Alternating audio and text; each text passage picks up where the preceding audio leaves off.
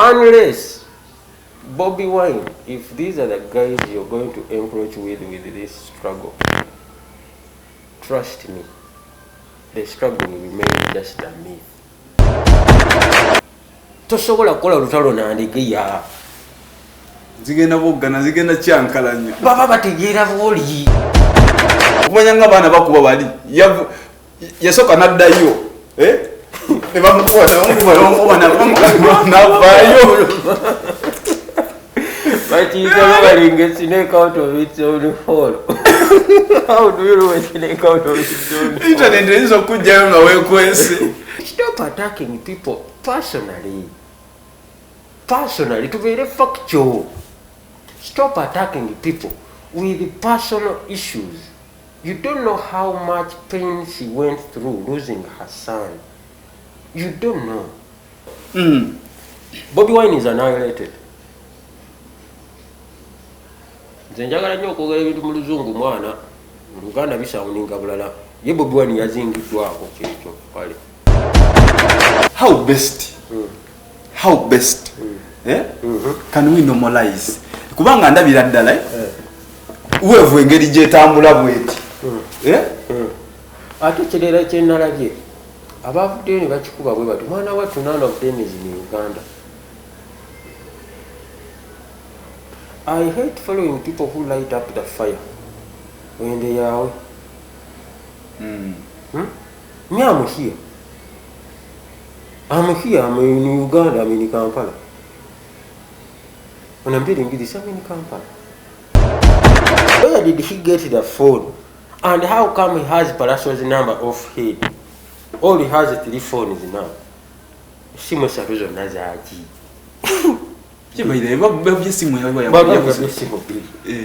Ate yakubiddeko kubira Palasso yo yabadde watambula ne notebook ndi abane namba z'abasita alinga mukadde ebintu ebimu baba bakola drama by the way kije yakubya nti okitegedde Palasso si sobi nti ogenda kubira Palasso agamba omuyaye simu gikomyewo Palasso si sobi.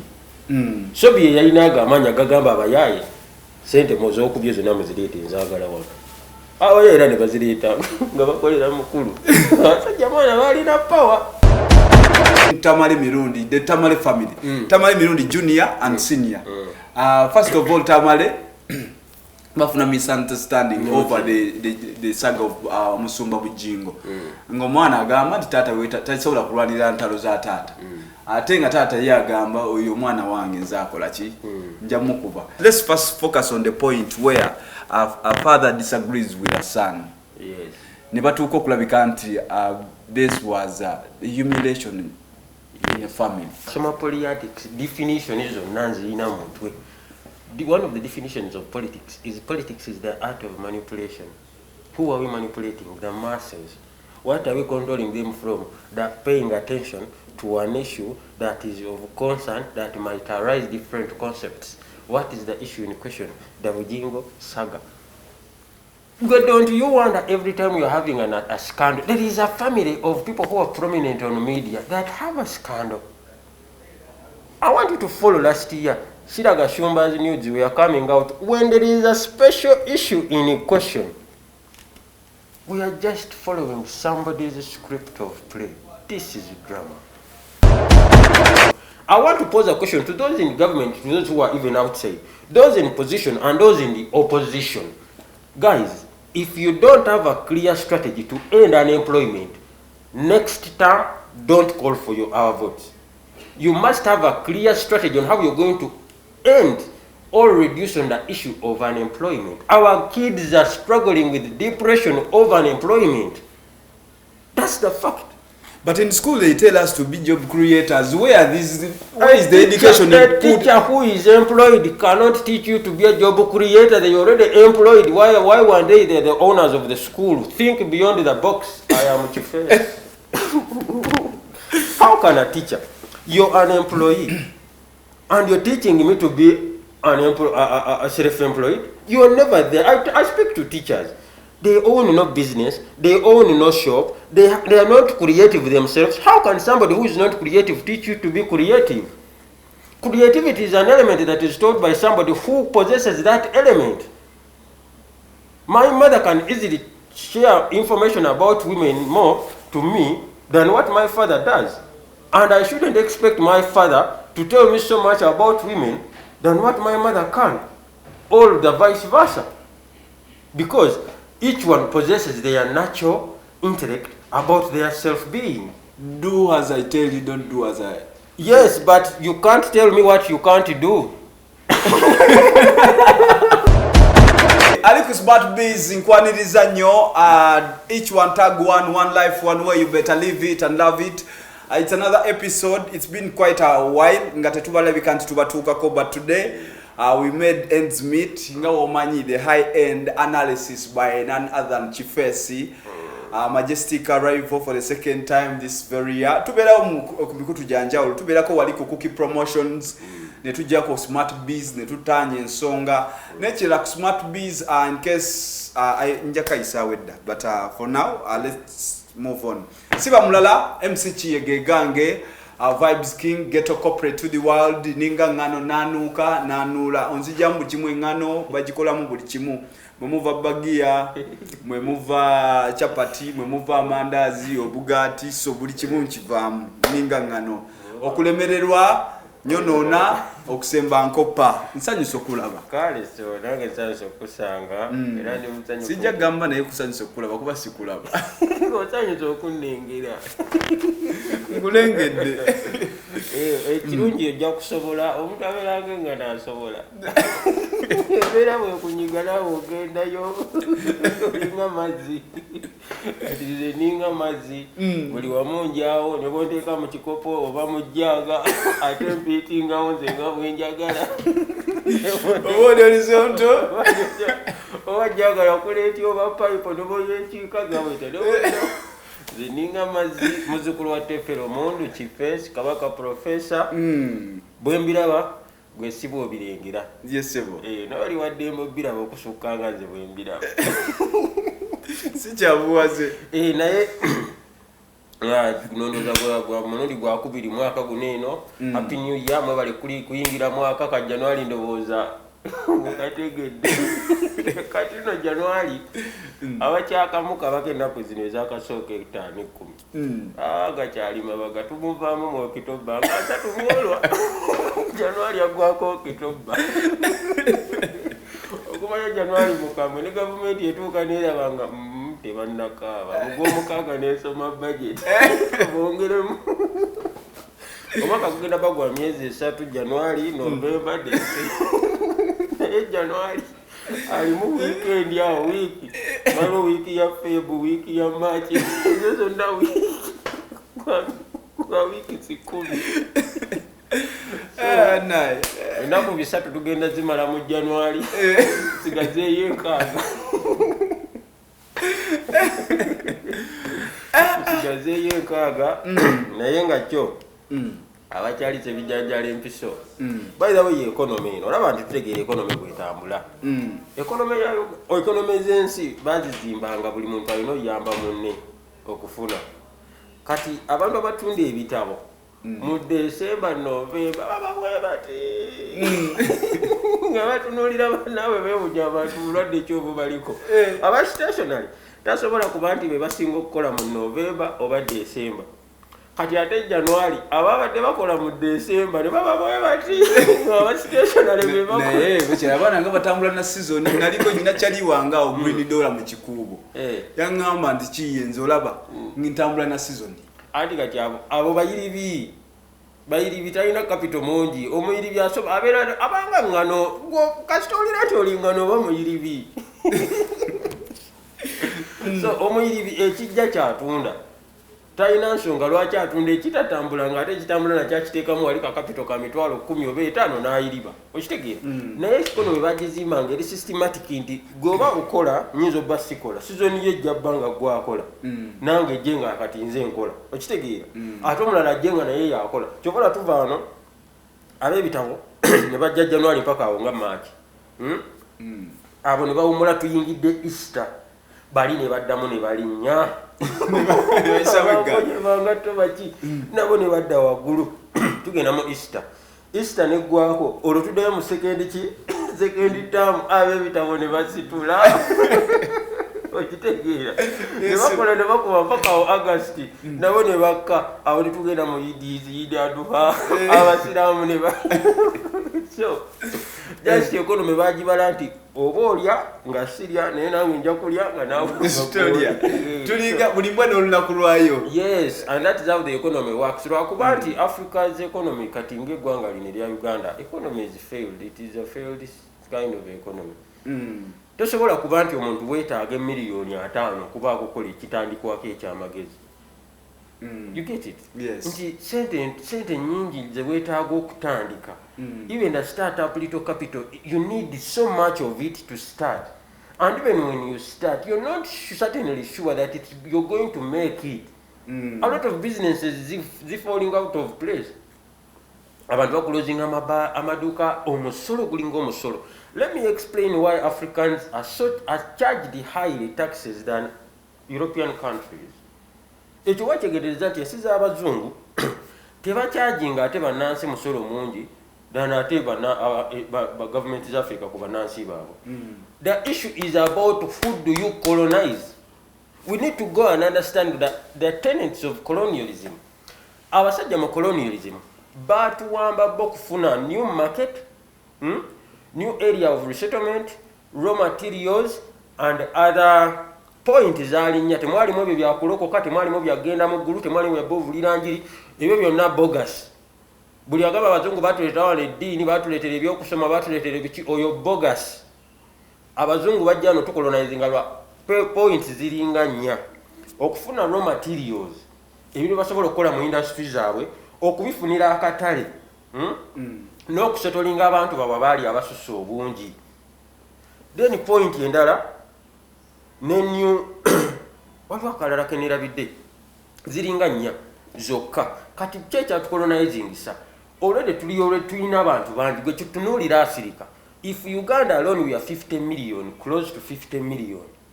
Just imagine nti oyina company ekola gin nayo ina market y'abantu obukadde 5 ata obukadde 5 nga gwe agenda ba supplyinga gin, a sweater, underwear, vest, socks, engato, slipper, obusenya bw'amannyo gwa supplyinga buli kintu. Nze njagala ompeeyo ebintu 10 ffe bye tutayingiza mu ggwanga nga ffe ababikola Africa.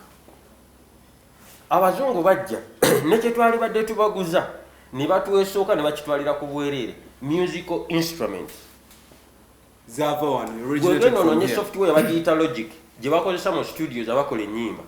Buli beat ya sound ku buli instrument ya sound mu Africa bagijjako kodi yaayo eri ku PC bwe. Nti ne kye twali badde tubaguza bakitwalira ate ku bwereere. So in the end tubeera awo nga ffe tulengera kyoba batukyajinga omusolo mungi kwe tunuulira China mu 2021 yavaayo n'efulumya repoti mbu baafunye sales za 290 billion shillings from sales with Africa. But that is a fake report. Nabo balimba. They get more. Yet ng'omwaka gwe baakolamu gundi China lwakola oluguudo luno luliko egundi baala 490 billion US dollars. Olwajjinja. Yes. Balwalira 490 billion. The bridge. Bridge. Kati ongamba oti anti bo mu Africa yonna bakuŋŋaanyaamu biliyoni 2.9. Tebatulimba. Bali abasajja. Ffe tusinga obba wa ssente lwa nsonga bastaging dda industries zaabwe. Kyova olaba ogenda ku option za online z'Abachina ng'olengera akantu wano okafuna ku siringi 13,000 Kampala okatunda emitwalo 2.5. Ositegeera bo kyabala mwe musuubule mbungi ffe tufune ssente zammwe mbungi mu katono neffe tutambuze obulamu. In the end, the economies are the ones that are working. Hours tebitudde. Gwegenda mba prayi dduuka limu ng'osobola osanga sitooko ng'akalidde. Kyovula abo president yavayo n'agamba bani batandika amasaati abantu okulabika nti bambala amapya. Jinje tandika ofulumya wano egundi ena manvi. It is not applicable. When you have only one monopoly in the market, you're going to break ties. Waliwo company emu wano yagenda nekola kye tuyita import substitution ku kintu ekimu kye bazimbisa. nesooka eteeka omusolo ku bonna bali ba importing eyo babadde bazimbisa mu side eyo nekola eyakyo nekizimba. Naye what failed Africa is not import substitution but rather it is import reproduction.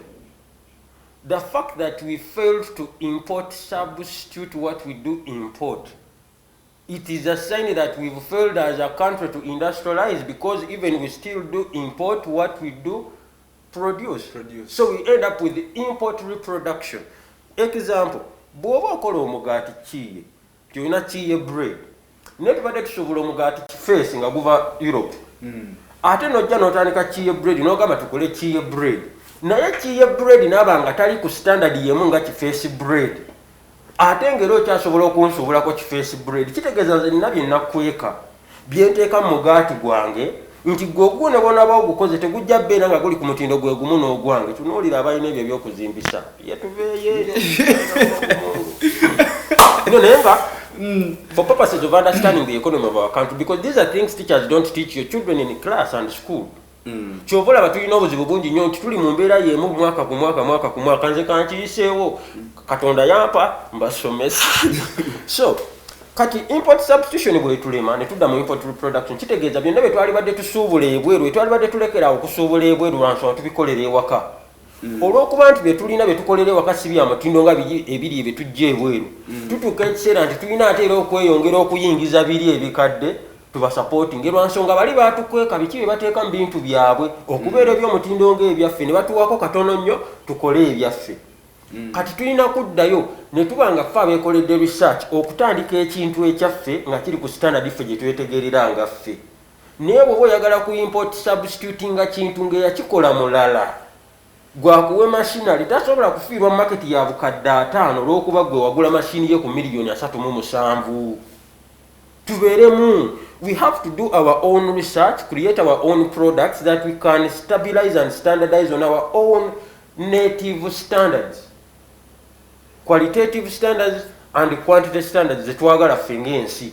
Nti kino kiri ku standard yaffe. Nga bw'oba olaba oli bw'akola adungu oba n'akola ennanga baziyita kino gye bakuba madinda. Omuzungu tasobola tetugamba nti eyo standard y'eddinda eryo nfu lwansonga talinaako magezi. Ekitegedde lwansonga omuzungu tagirinaako magezi, tasobola kumpa magezi ku kukola kino kyange nti ino standard tekituuse ku mutindo si gwakikola. Ne buli oli lwaba nga yakolera ekintu ate nga gwe abadde amusuubulako tukyali nnyo mbwavu. Bwe bamwagala kukyusa system yonna okuleeta import substitution, muyina okuinvestinga in research and then also machinery, heavy machinery. You have to buy in bulk to the point that even the ones that you're serving, for example, look at China. China looks at Africa as one unit. Europe looks at Africa as one unit. Njagala katugende just ku jeans. Amaduuka gali mu bizimbe byako eri e Kampala nga galina stock almost close to billions and billions and billions and billions of clothes. Kati gwe njagala okwate buli mpale ya jeans kale tugibalire siringi kasanga. Gwe genda mu dduuka lya buli muntu otunuulire buli mpale gy'alina buli abasi baddazini 12. Buli jeans gikubisemu kasanvu. Buli jeans. Omanye sente meka edduuka limu ziryalese China. Ogende kuba engatto, ogende kuba biki, ogende kuba stationary, ogende kuba buli kimu. If we still do import, we are going nowhere. Production is the key to success. Nurture your nation to be productive. And I think those are the key points the government has put in place. Those who can't produce anything can't teach you production. I am Kiface. Ladies and gentlemen, Tuline Kiface with his depth analysis.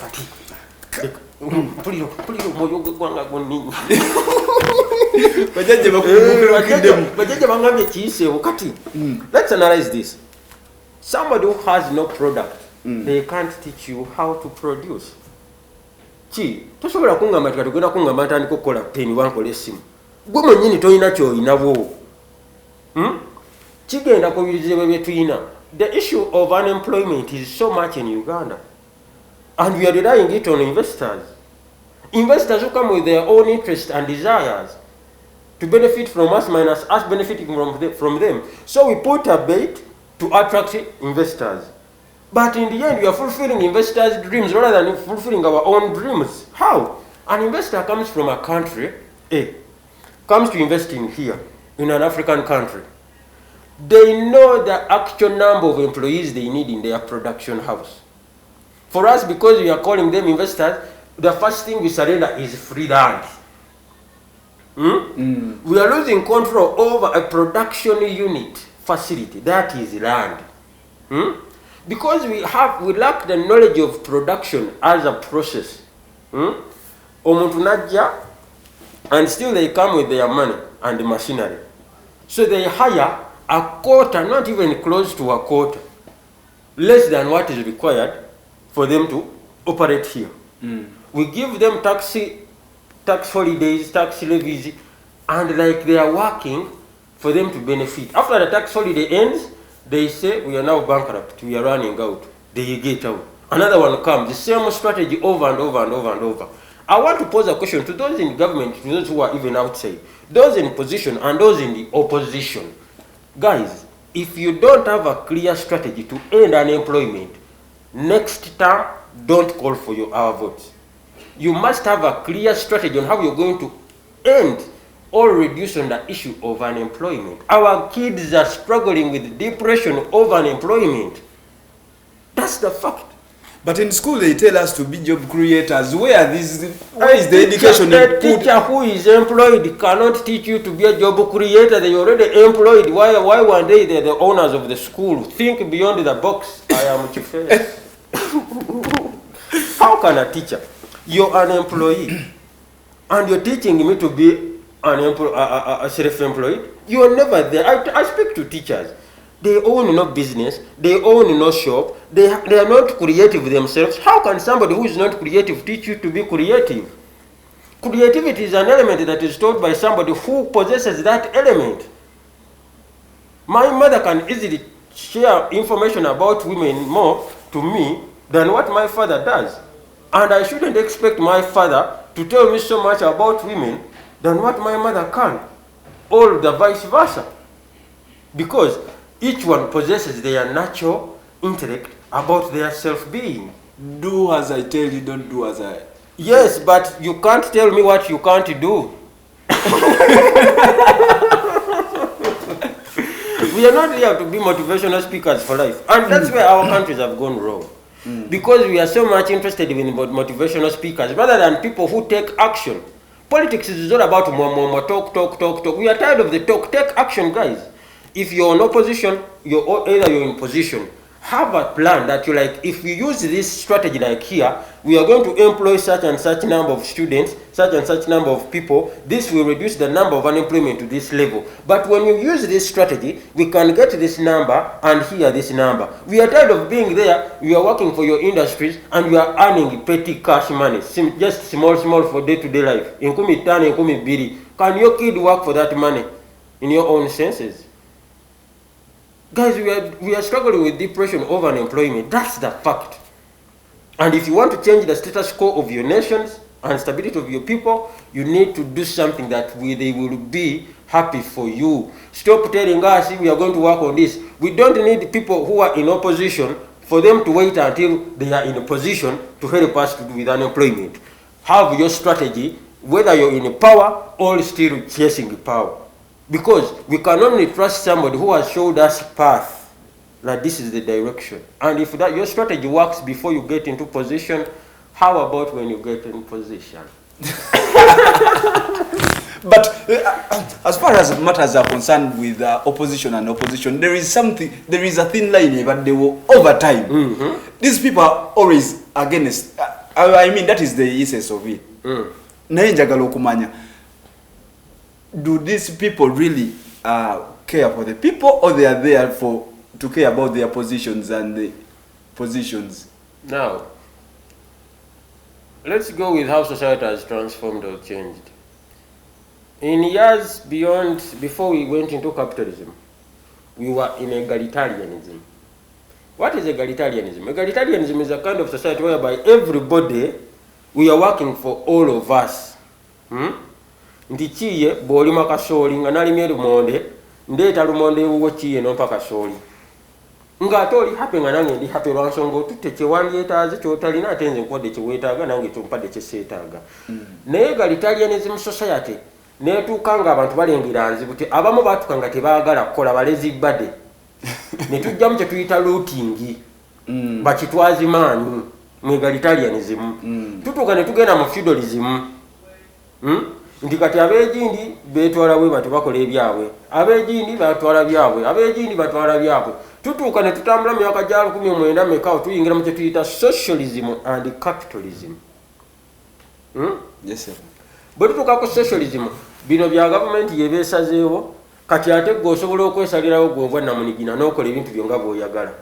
Kati capitalism n'atuuka n'awamba abantu the individual ownership of the means of production. Tuddayo ku production. If you don't understand production, you're not going to do industrialization. These are things a professor of economics cannot teach you because they also don't own any business. So, is... So, but look at production. Never survival for the fittest. You only survive if you're fit. Whoever survives in this campaign of today is so fit to the point that the minister tells the people to smile for visitors. So, but in the survival for fitness, Chato can't you yachisobola yachiyingira, tachisobola chenenye. Mazina ganchima. Mazina ganchima. What you mchira tojja. Chobola bomuntu yasome nnyo, tasobola genda ku street kola. Lwaki ate munyoma emirimu? Sikunyoma mirimu. I can't put my degree on a street. Neda sikunyoma mirimu. Education itotuwa buvumu. Kola mirimu gye tuyina kola lwansonga bagiteekako ekibi. Propaganda w'abazungu eva wakusaaba buli kintu kirabika obulungi. Kati n'otuuka nga atolina mulimu naye nga ate wali badde wetandikirawo omulimu akatono. Kati ne kijja nti ate ne system eri mu position naye ate enyiga abatandiseewo obuntu obutono. Kati ne kiba nti even you can't survive even with the smallest you have to own your own means of production. What is the strategy of you getting us off the unemployment list? If you are almost fighting guys who are starting small businesses, that is brutality. You need to be mindful that what are they benefiting from here and what is the long-term benefit if we can give them room to operate little by little. Your families don't go even beyond 70 people. But now, what about my family? So for you want to keep eating me when I'm starving. And then you want to come next time and then you're like, you're sweet talking me, please vote me, I do this, I do change this. That is stupidity. We need to be straight with facts. Be mindful about what people do feel. We are struggling on our own, as you're also struggling to get your own benefits with politics. But don't hoodwink us because we are gullible enough for you to use us only for your own individual selfish interests. We are struggling with unemployment. You can't have a degree and you can't be employed anywhere. Now you get the degree and then they're like, we need a skill. Don't have a skill, they don't have the profession, they don't qualify. So which kind of disemployment system have you created? Some people even lose jobs simply because they do qualify, but there is patronage, they are on merit, but patronage is more stronger than the merit criteria. That somebody employs somebody because they bear a certain kind of a name. Yes, the technical know-how, technical know-how. Let's follow the technical know-how. That's why we're having failed institutions that are not working. We need to put people in place who are qualified to be there with the level of competence selected according to merit rather than using patronage. Because patronage is the one that is going to break the entire system. Anything can fall anytime. Bw'okozesa sementi gw'oteesiga pira tejja kunywera kalira ettaawa yonna. Okay, but politicians balina obuzibu bumu, beeyagaliza nnyo okusinga ati ffe. Kale nga bw'omanyi toli si yakuzaala. I want to tell our people, be smart beyond. The constitution gives you a right to vote, but the same constitution cannot penalize you for not voting. That's it on that. Jagwa no gwa. Siyo wani Munnayuganda bandi mugudi. Mukongo. Tulina Kiface Kabaka professor omusomesa eyasomesa abasomesa olunaku olwaleero. Let's first close even this matter. Omukulu Bobi Wine president wa NUP yavuddeyo n'agamba yakunze abantu yadikiri yalinze eba national kwekalakasa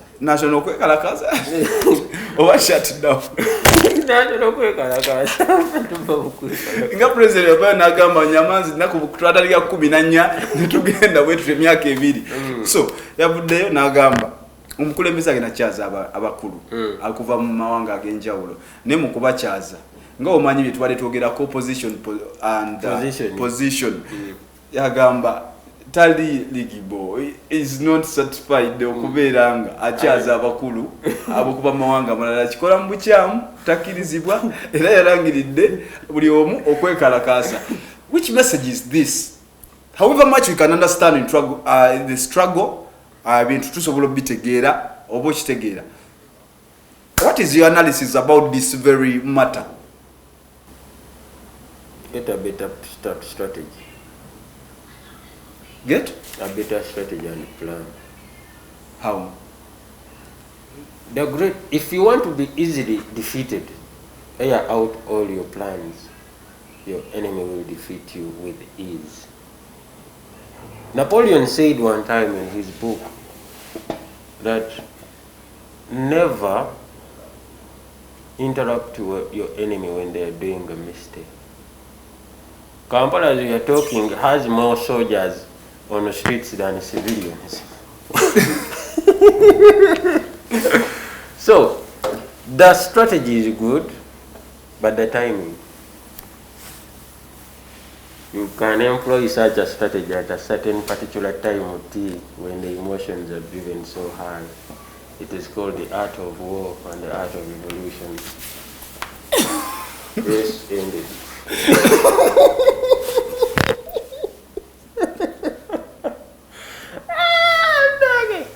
Naye basimbe ebitooke buli awali ekinnya. It is by the way good side of resistance. Omuntu nti musimbe ebitooke mu buli kinnya. You get it? Okulaga nti wasaanawo ekitooke.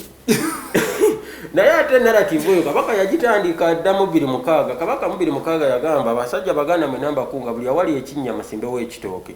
So, struggle gye bayogeddeko Kabaka yagyogerako dda 26 nze nali mu P5 Kabaka yakyogera ku CBS n'atukunga okusimba ebitooke mu buli awali ekinnya. Naye kye yali ategeeza oba kye bategeeza kati aba population census beesebe 5. So, yeah, awo tuli. Ngegwanga awo tuli. Yegwe. Ndiko gobera kwa agenda yange wano. Things that we need to table up to digesting amumo. There was been a trending saga between Tamale Mirundi, the Tamale family. Tamale Mirundi junior and senior.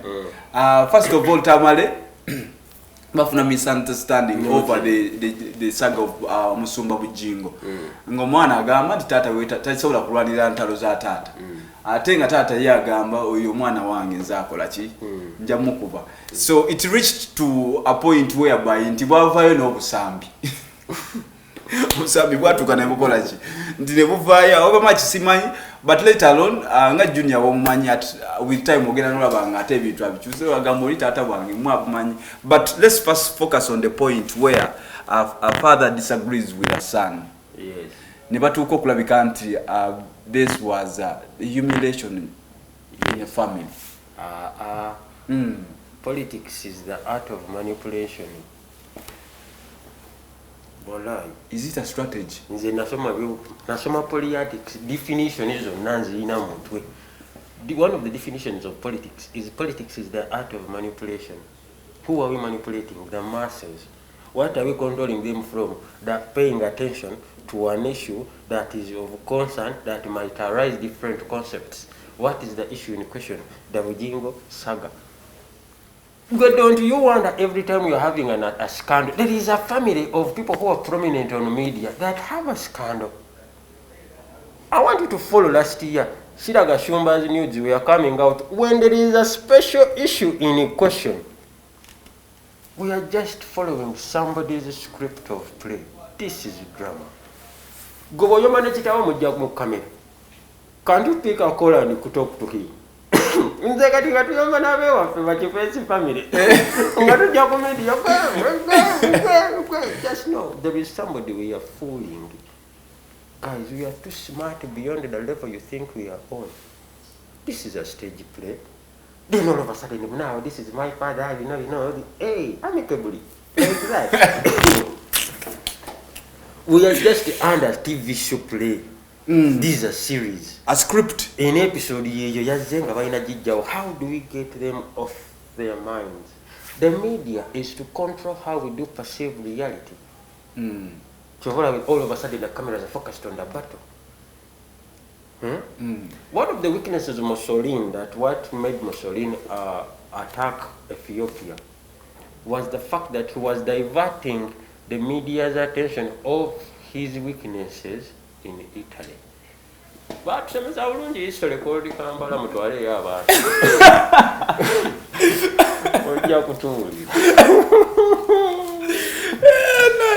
So, we are in a screen play. Gashumba Royajayo notices waliwo issue yali mu question. Tata whenever you know your back, guys are paid money. There is a script that we can't follow. Era wawulira waliwo omwana bwe yagambidde ti oli n'aleetera mutubeere ne script yaffe kitegeeza there is a narrative they want us to be driven on so that our attention is driven away. Ekiwuddiisa Okitegedde naye nze mpadde ndowooza yange ndowooza bw'obiraba bwebiraba musibe mutera obiraba so kati nze ndoba tulinga abali mu kadrama lwa nsonga waliwo issue yaliwo Shiraga Shumba nodes ne zifuluma. Why are there nodes or any scandal happening when there is another issue in question? You get it? Then all of a sudden this happens because it was raising a lot of misconceptions, conceptions, new ideas, new thoughts, new hypotheses and stuff. Then there's another this booming over the same matter. Some things are just done to divert our minds of reality. Naye batugamba temubongota tubongote concert enajja oyo agenda bali ababongota be bagenda okugenda ffe kabaka yinze kabaka yaŋŋamba nze nzikiriza bintu ebyo jjajja wange teefera omundu yali mulwanyi wa kabaka mwanga okitegedde kati jjajja wange teefera omundu yankubiriza obutava mu bwakabaka bwa Buganda abantu talonga ye kabaka wa Buganda jagenda mu kiiri naye nze kabaka ate we yagambye tubongota negwe gundi yabadde abongota ne bamubba essimu Shakibu yageze n'abongotera mu supermarket yabongose ne bamukuba empoole n'avaayo chaini teziriimu manyi chaini emiguwa gino gya bbeeyi oba ngwini naye lwakuba akange sinabafuna netaaga yabafujjirizi this is not original but original kukava Congo kati gwe naye musinga bakongo buyaye mwe nati kati bintu bino byanjawulomu kisinzira Congo n'ekiva wano sorry bibawo covid omupya oyo bangambye alwazaamu gundi omumanyi omicron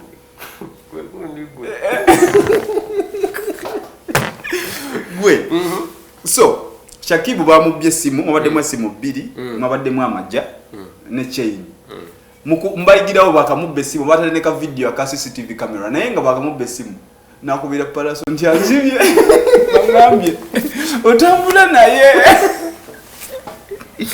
what is he insinuating naye nze njagala okulaba he's just a broke guy. Who? At such an age, if you're still crying over chains, guys, you need to get serious with life, by the way, for a certain purpose. Chain. The slave mentality. Do you know what the originality of these chains? Golera byabazungu nga bazambala. Golera byamuzungu nga jambala. Their side, amani because for them in their education system, they tell them whoever wears a chain is a slave. A chain is a sign that you're a slave, because our grandparents were put chains around their necks. It means you're a slave. That's why you see chains amongst black rappers. Waliona byogundi Eminem ng'ajambadde mu Little Life.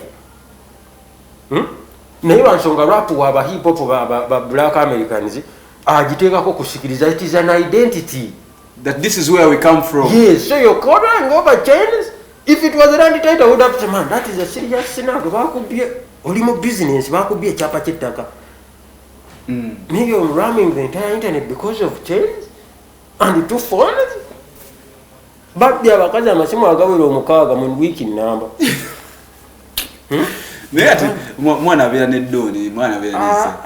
Then the issue is, where did he get the phone? And how come he has Palasso's number off head? All he has is 3 phones now. Simu esatu zonna zaaki.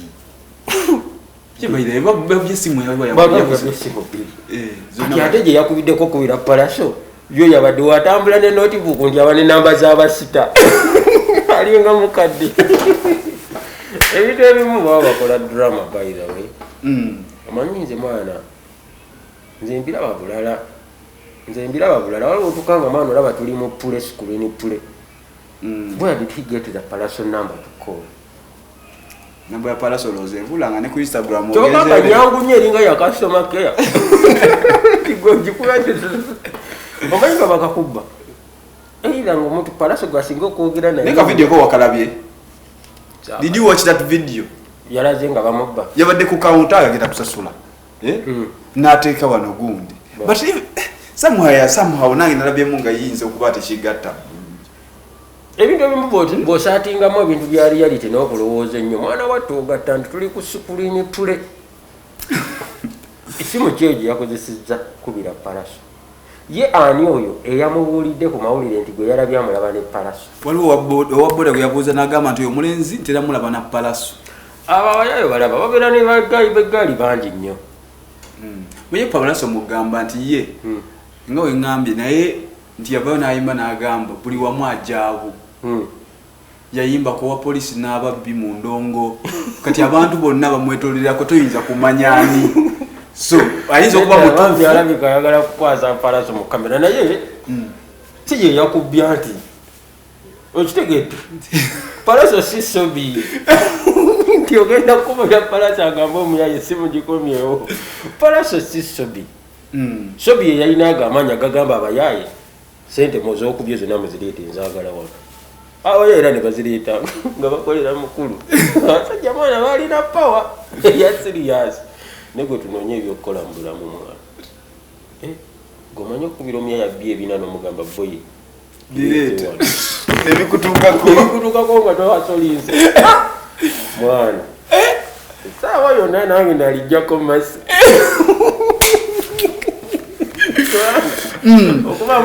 Internet ebadde watched today Avuddeyo Juliana overtime obadde nga tatera kulabika nti making such kind of music. She has been more of a music maker but now she's a news maker this time around. She's trending over news. Juliana yavayo to comment about the immorality, the kind of trend that olunaku olwaleero omuntu afiirwa omuntu internet nejaguza, of which nange sigamba nti kintu kirungi. Fe wano mu Buganda omuntu n'aba mu mukwano ne waba badde mbulabeewo nfanfe naye waba asambye bucket ebiseera ebisinga yugo ne musooka mukola ki ne mu uniting for that matter, then ebirala ne bidda afterwards. Naye olunaku olwaleero that was the concern gye yasooka okulabika nti emukubya paka olunaku olwaleero okumanya nga abaana bakuba bali yasooka n'addayo ne bamukuba n'avaayo. But you don't really get snake out of its own hole. How do you know a snake out of its own hole? Internet is so good, wekwese. Now, yeah, we are struggling with facts. There are two elements. We are struggling with conception and misconception. Tetutegeera kiki tulina kutegeera ate tetwagala kuwuliriza details byonna tubitegeere. Misconception is our greatest mistake according to our mental processes. Unless Bobby Wine, if these are the guys you're going to encroach with this struggle, trust me, the struggle will remain just a myth. Me, I'm factual. Bobby Wine, if these are the people you're going to front with the struggle will remain a myth. Me, I'm factual. The struggle is always fought by those who can keep their mouth shut. That's how you fight. Silence is a powerful element in all struggles. Tosobola kukola lutalo na ndigeya.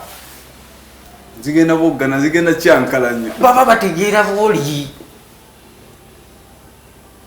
You get it? You can't win a war with people who make noise all over small matters. Juliana, you stop attacking people personally.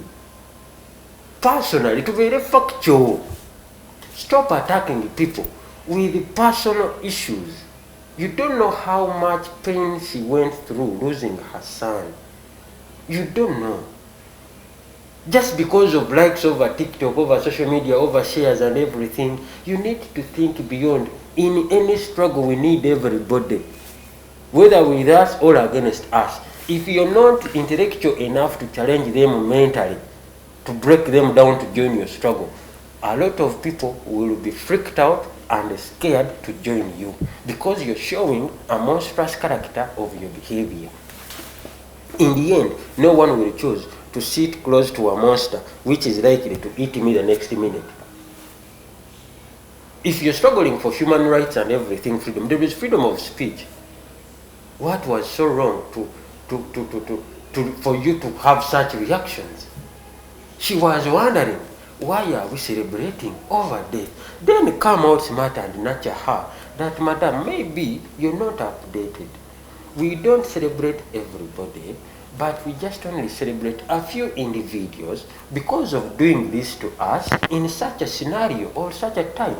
So we also wished God had punished them our own way. That's why we are celebrating. So that somebody understands, oh, this is the reason.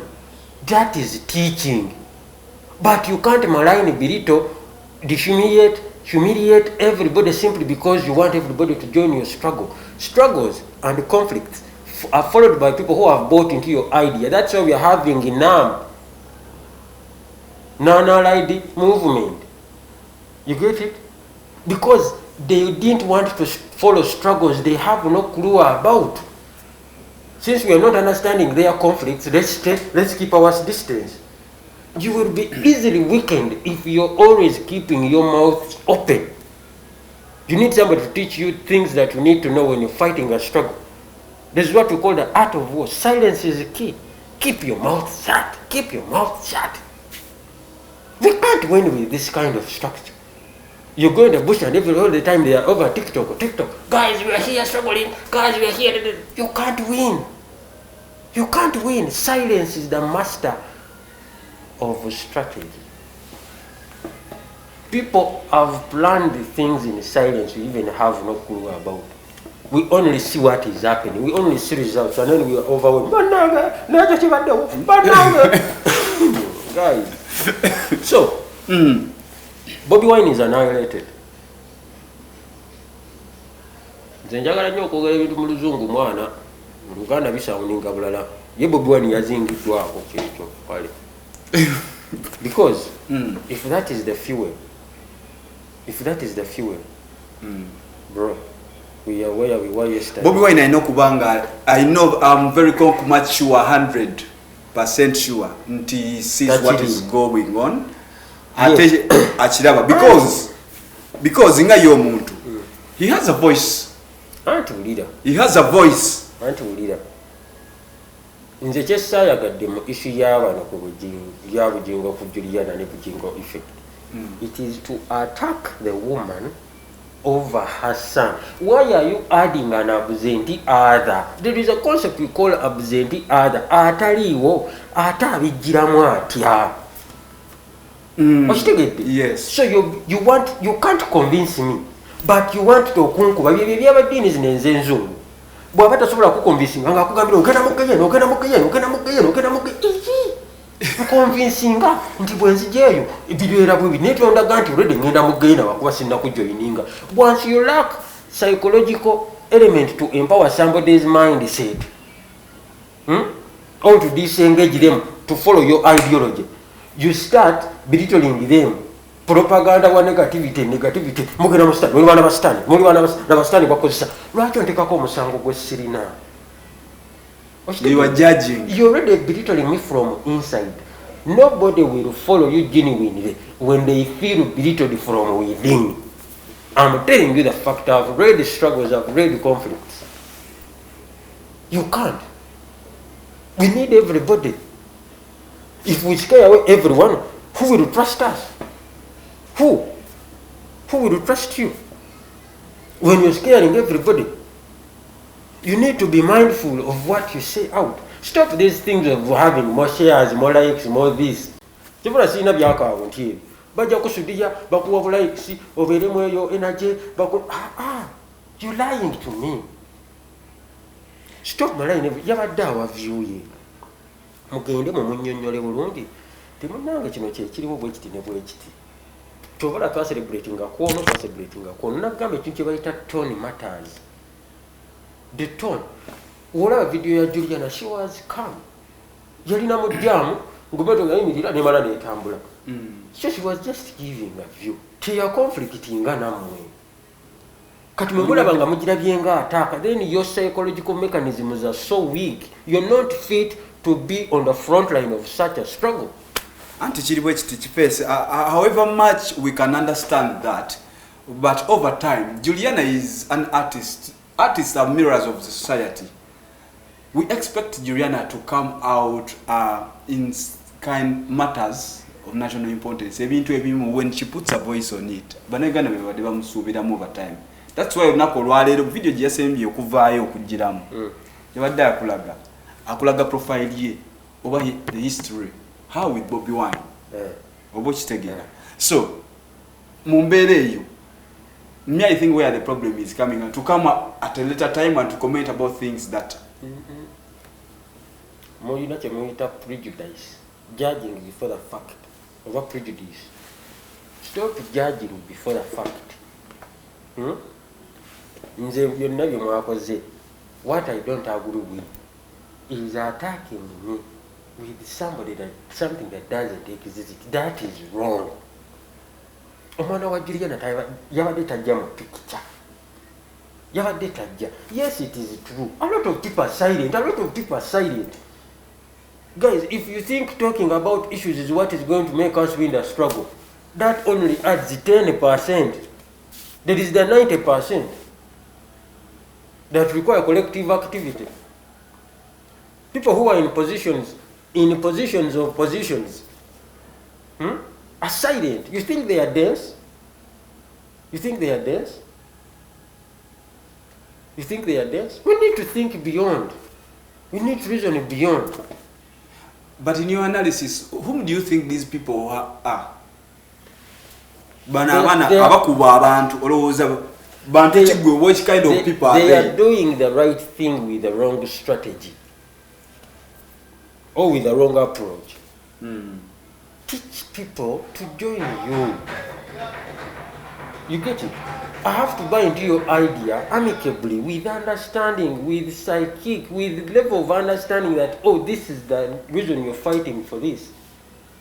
But you can't just blast everybody and then you want to put me under fear to follow you. No! That's not how things work. We need everybody. Do you know what that means?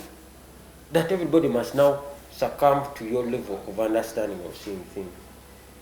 Juliana has over 1 million plus people. I won't follow you. When you go into the comment section, I take time and I read comments. Just a mere statement na unsubscribing account y'omuyimbi what? Just because chino. Kati kankuvulire. Bo subscribing na bota subscribing. Mmere na atalya. Ngimere tagenda kujirya. Nze bane kambabulire nze teri kisobola nkugaye ne bakubika wali soka n'endya. So can India. Because in the money is the man in the you get it. To them being to very simple. Mukomye Juliana aba joining together. If you said every single man over Ninga night, I know Yangiri Jayo. A lot of people are working with almost, they are closely related. A lot of people have intermarriages with people you're fighting, you're struggling with. Then how do I come out and blast the entire system, yet at home we sleep together? You get it? People want to go open, but not everybody wants to be open like you are. In your view, how best can we normalize this kind of situation? I have analyzed the death of Mukulu, the late Alhaj Abdul Nseko. This is where I saw members of opposition and government come together. Yes, this is what we need.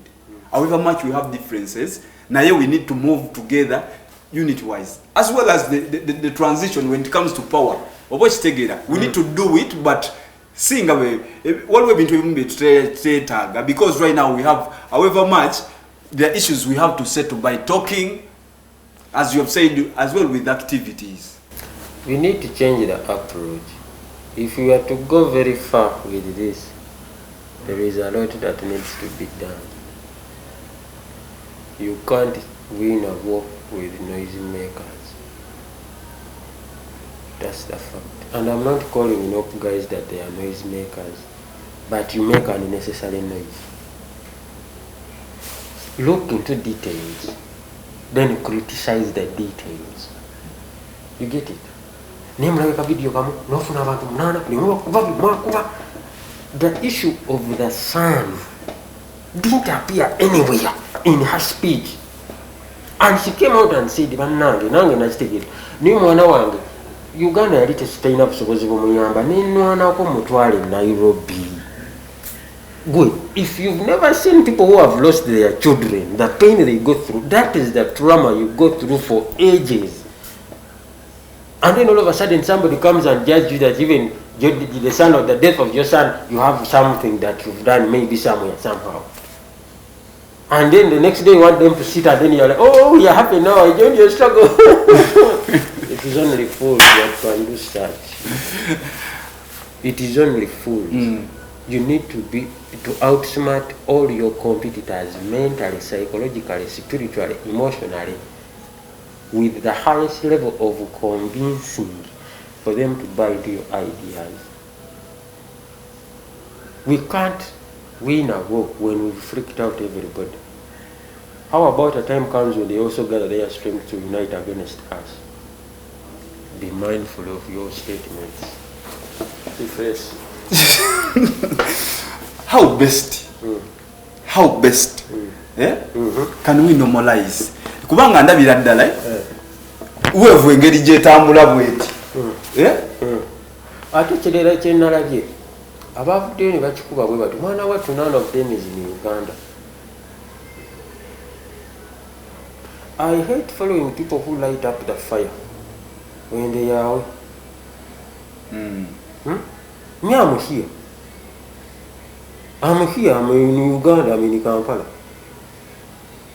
When I'm telling you this, I'm in Kampala. You get it? So if what I've told you is take it to be personal attack, that is your business. You get it?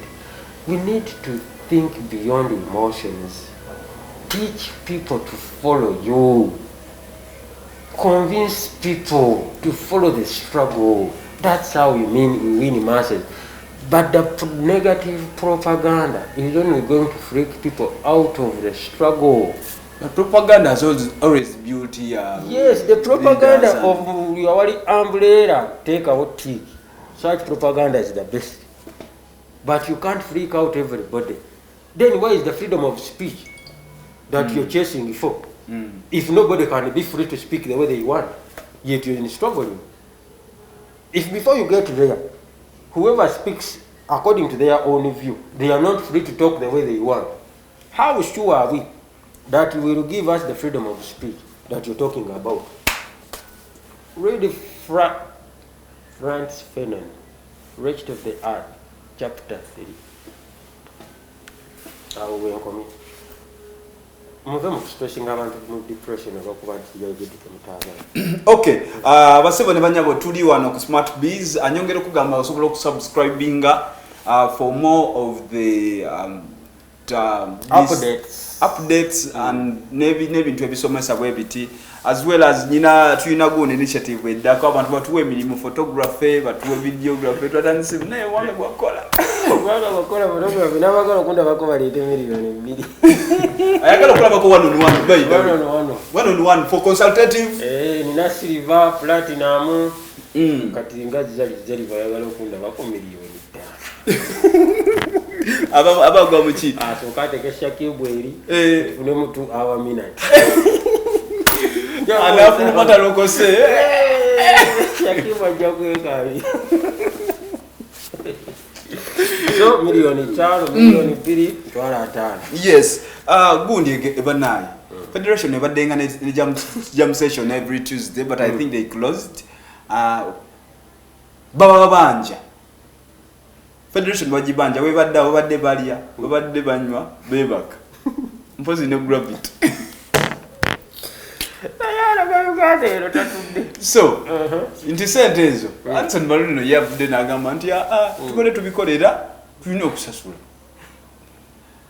era meeting oba yakosasi. I think if I'm not mistaken, Minister of Gender, Labor and Social Development kyagera netula nega bannaye ka budgeting ako kawanvu ye ate nga ne budget yeggwanga bakyagirowozaako bagenda kujja buzzi pose fuluma mugwa mukaga olaba jamu session yebale byo betayinga copyright yanasabaka nabagamba dinako. So mumbere eyo mbu bino byamumpulira nti ne millions zino tubadde tukubaganyangako ebirowoozo 13 ziyinza okuba mani ya mimye. Of course kijja kwate kikoze bulungi kubanga kati nguba mwaka fana nyinga sente zo bweziba zizze zisoka kukiriyalinga bibe badde tulawe mutundwe.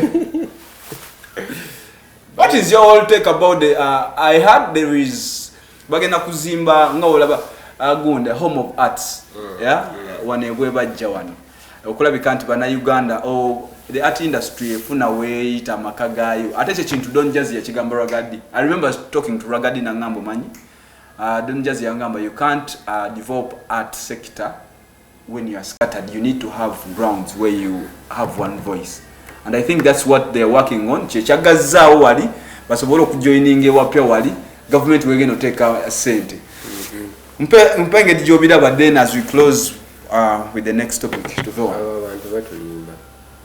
What happened to National Theatre? National Theatre chimanyi jam session yaliye weri naye eringa yagwama kati mwine ekifo ekya government ekitagenda baako bakyajinga rent temwagala kikozesa kirina mu Kampala ne mugende mutundwe emwe mulina abakulembera atategeera butegeeze buli bitambula.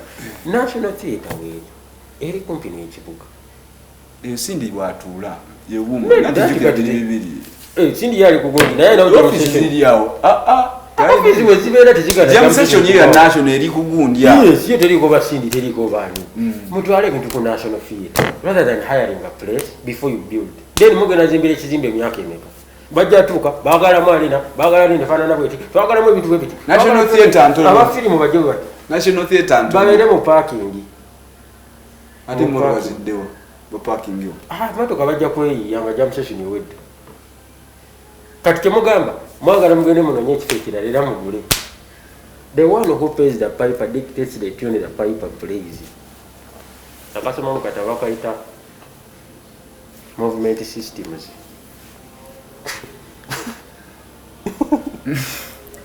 The one who pays the piper dictates the tune the piper plays. So they have a food day. Babadde babakwatidde awo lwakali akasente abazungu babadde pension nga balinda kasente jam session tegenda kudda kasita kasente babanga tikali kiriya kati tegenda kudda. There is hope when they open the Yuga Arts. Yuga budunga National Theatre weri basoke ba renovating a National Theatre. We need such kind of venues. Ezisingawo. National Theatre is so limited. You have to start small to be great, not to be great to start. Ngakudiremu. Mbulamu buno. You have to start to be great, but not to be great to start. So they want to start when you're already great. Wali wakacyabuuza. Kwezo ni maka nyingi naye answer. Okay, so nga tumaliriza mnango lunaku olwaleero waliwo months of tears. Akawala kabadde ka TikToker. She has been doing several challenges, but she tagged herself, or she named herself Masters of Tears. That is the concept of her content. So said ebisinga era kola content wakaba bantu videos asaza ko zibadde zakaba. I don't know whether ne mu bya musebimu abadde nga bikabiramu nga bantu balowooza she's a master of tears mpaka wasambye bucket, but I don't know, I have no idea about that. But what is your take okulabika nti omuntu out of the blue ate ebiseera ebisinga ebigambo family Avuddeyo nesaba negamba mulekera okugamba nti yafudde boyfriend we kubanga boyfriend we wadde beyagala malusu na dokoli naye nga tebasobola kola ki ngate tebasobola kubeera nga balina ekibaawula kale yetugiddeki yetuze lwakumwagala nnyo nakyo tukikoleko research tetufunye amawulire amapya omuntu asobola okwetuga nga omwagadde nnyo omanyi Uganda erimu ebipya bingi tetuseka naye nze ndi factual. The fact is people are dying inside. Abantu boolaba bakyasinze okusimayiringa n'okuseka ennyo bw'omuzze bali mu cover bwati be bakyasinze okufa munda. Because people want to put on a good front doesn't mean they feel good inside. Abantu bafa munda, abantu balina stress, balina trauma, bayise ebintu bingi nnyo. Gwosobola olaba couple wano nga tulaba tuli happy naye nga we are conflicting bwe tutabeera mu camera, and a lot of people are in that same space. People are depressed. Olaba concept jajja erinnya master of tears. It is a good idea nti abaaka abavayimba, but remember she's already depressed munda. Kuba nze nalaba videos nti omanyi waliwo kye tuyita ne body language. Omuntu already ali depressed mentally. She's struggling with something they can't fight off with in life. Ate talina muntu gwasobola kunnyonnyolako. Tetukyalina bantu twesiga basumba kuba batukuba ne batugamba tewesiga muntu yenna family zo yekutukuba nabo ekupeko nosigaza musumba nosigala ng'oli wekka bwoti. Because for them they are pursuing their selfish interests. Tetukyalina social psycho support systems ezizimba abantu kyobalaba we have weakened our mental processes fengaffe. Tuli so much mindful about how we feel. We are so much into me rather than being for the rest of the people. Because somebody you love doesn't love you doesn't mean the rest who are around you do not love you. Why do you over-invest yourself into somebody? Love. We must tell people that there is no true love. There is no true love in romantic relationships. People only just work hard to see themselves get there so that their love becomes true. But they are just honest with each other, with the truth. But there is no romantic true love. The concepts of manya whatever shops zemulaba, the film byemulaba, ebyo byonna bazimba bizimbe bifu. Ayaga kubeeranga ina. Yes, true love only exists between you and your parents. So you're slaughtering yourself over somebody you met who has just interest in you and can develop new interest in somebody else. And you're taking your life away from somebody who loves you truly. Do you know how much pain your parents are going to be in? You get it? Guys, talk to people. Be open to your friends. Okuswala si kibi. Naye ate okufa bintu ebigenda okuswaza kibi. Ogenda kukola ekintu ekikuswaza lwansonga totegedde psycho support endala z'oliko nga tonnaba kwetuga yenna ayagala okwetuga. Sooka olowooze ku bazadde bwe baba weebali kuba bo balavu gye bakwagala yeeya ddala naawe gy'obaagala yeeya ddala. zino laavu ze tusanze ez'abantu tosobola bba na laavu tosobola bba true ng'ate enkola nnyo giprovinga. I have to fight over 1 million people for me to be chosen as the best. That can't be true love. It is draining love. Already ndi worry. Nkoye olugendo luwanvu emisambu mingi amagumba gakoye. You get it? Yes. So don't over invest. Talk to people. Abantu bajja baba bayamba kubanga muyita mbizivu ebyo. Depression is so real because we've weakened our hardened we had a hard psychological mechanism ngedda abaddugavu. Naye si buying into white ideologies tukuza abaana toyagala kuba mwana toyagala kukola biki tufa ababikuza bwetutyo. Omwana atuuka nga tafacing ngakola life the hardest way. Kyokka abazadde baffe babeeranga tough kuffe lwansonga twalina okufuna hard psychological mindset okusobola surviving through psychological hardships mu life. Kati noyagala opampalinga omwana nti toyagala mukoonako so n'omuhidinga the hardest kind of life n'omuwa eri soft. Kati buli walaba life nti eri on a soft plate ayagala life moving with the softness of it, but life in reality is so hard. So they did come here, the planned kids are in a softy life. Kyovola bamuzeeyi bwafa bangi batunda ebintu ate ne bagwira ddala. Because they want to maintain a status quo that they were not prepared for to maintain. Asanga ngekintu kiri overwhelming. We need to be clear about what we are doing in life. Mind about your choices. Stop choosing somebody over small interest that you like. The guy is so tall, I'm choosing this. You're dumping somebody who loves you with good intentions. Much as good intentions do not attract good hearts. A lot of women are struggling with stress and depression, but they have the best guys with the best intentions and good intentions, with the good hearts for them for eternity. But they are choosing somebody who has a big size of this or a longer size of the other. You're comparing people according to small things that can vanish in a minute. You're losing your brain because you're overchecking somebody's phone, and you're losing your mind. You continue blowing your heads. You get it? Give yourself room to be free. There is what we call free your mind. Free your mind, be free, feel free, free your mind. Also, you can go through the psychological hardships of life. Don't over-invest your emotions. Love right. Love right, but trust blindly. You can love blindly, but trust blindly. Let's take it. Or love, call it wesigengo tunula. Anytime you can change. You get it? Don't go in a relationship it is a do or die. This is not work. If you can't make it together for life, none of us will stay alive. No. I met you when you are an adult. But that is the foundation of love. Jajja wange tefero teyawasa. Teyawasa mpita. Naye yazaala abaana taata wange gyali.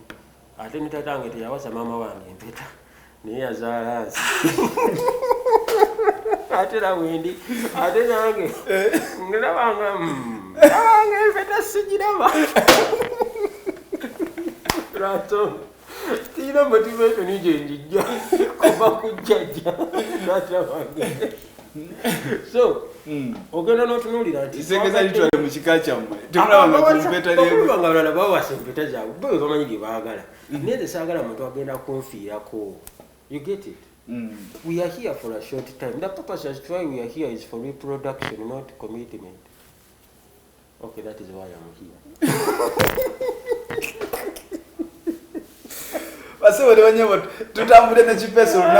It's been a while ever since we had the last editions on Smart Bees. Tujiwe cookie. Tujiwe cookie today.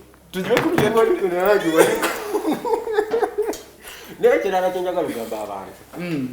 Depression. If you're depressed and you're feeling depressed, contact the support team with the Nation of Thinkers. Nation of Thinkers. Bayamba bintu byabwongo kutegeera depression, stress, anxiety. And today tulina obuzibu bwa depression, okutandikira mu entertainment abayimbi. Let me tell you, I don't know why even. Nobody njogera wano ne charge wange era siyo baby. You know, ba entertainer tebatera kulya mmere. They lack appetite. I don't know what cause it. Social pressure. Tolina sente oliving obulamu obuli beyond your expectations, your reality. Ate oyagala okuconvincing nti era gy'oli. Tosobola kugamba kiyindi bro. Kati weerimba. Reality eba reality. Tegenda kyuko oba oli serebo batoli. Reality is reality. The earlier you understand that, the better you're saving your mind. The same goes with girls. Women, stop playing with this gun. This is a gun that has live bullets. And you're playing with it, you're going to blow yourself up, get babies, end up a single mother. Stop playing with this gun, it has live bullets. It is loaded. Not getting a stress. You get it? Be mindful about your mental health. If the relationship is not healthy for your mind, get out. Ladies and gentlemen, thank you very much for always okubeerawo mwenna abasinzidde okulabika nti mubeerayo abantu abatulabira ne ku cookie promotions bebaza nnyo mwebala okulabika nti mulonge kutuwa ensonga. So olunaku olwaleero bwe tutambudde amanya siba mulala MC Chiye, Vibes King, Mike Assassin, emirimu gye MC temunagimpa naye Angola ninga ngano nanuka era nanula bwento bwendi okulebererwa nnyo nono okuseba nkopa bwento bwentambudde fo nawo ne Kiface munonyeko wali ku Kiface analysis smart be subscribing wali wa cookie promotions genda subscribing watch je muntu wana pejebeza kanebaza omukulu Haji Kasim awo Kulum Street enakasero ebyakabi byonna bisibuka wuwo yagala masati ga kabinyo je to yangambe mwana je okubera mu jento